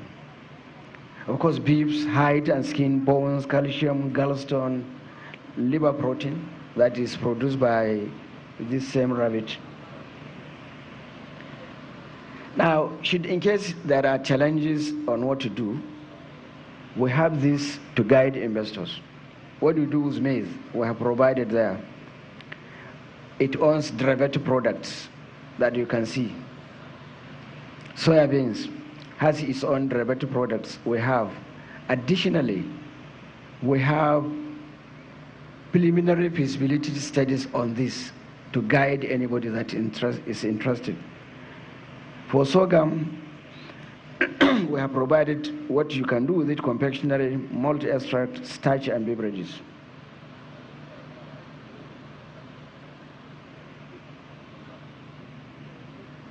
There is huge opportunity for those of us, because for those of us that are interested in having orchards, plantation estates, establishment of large-scale fruit production, palms, involving introduction of improved seeds, varieties of enhanced quality and standards, focus on citrus, mango, guava, cashew, papaya, pawpaw, and data farm. Let me even tell you a story now. Even if you didn't come to our office, if you meet our chief of staff, who is representing the governor here, can take you through this. He is highly versatile in this. So we have a reservoir of knowledge, a residue in Katsina State.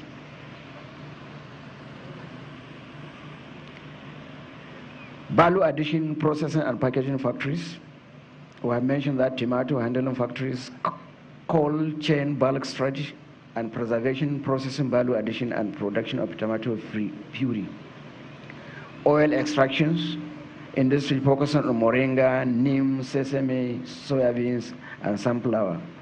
Then on rice processing, we have that as well: fruit extraction, beverages production and confectionery, dairy, meat processing and packaging industries. And then those that are interested in marketing and provision of agro-allied services, produce marketing and export services, manufacturing, procurement of agricultural machineries, equipment, tools, spares, then production, dealership of agri-inputs, and then linkages to technical service providers. Why we are putting this, especially this slide, is because of the number of farmers that we have, and then the farming community across the states. Now, to give teeth to all this, you need a support for infrastructure, and the state is not leaving that unattended. So we are putting about almost 3 economic zones. The one that Governor mentioned yesterday, that he is going to provide a solar energy of about 100 megawatts next year, inshallah. That is along GBA Road. This is the master plan. For those of you that are interested in partnering with us, being an investor or setting up a factory, there are housing estates here, every other thing that you can think, somebody can survive if this economic zone is finally established. It has everything that you can think. You can live there, even without coming out there. And it's going to be converted to export processing zone, such that whatever you produce in the export processing zone is exportable worldwide. Not only that, it has a different tax regime with incentives and other things. Even yesterday, Governor was informing us that there will be what you call a single window at international language level, but then if you want, you can say one-stop shop in such a way that all the regulatory agencies, both of the federal and the state, will be warehoused there. Meaning that even if you are looking for a visa, you can obtain it there and then move out of the country if you want. Apart from this one, I have mentioned the cargo and the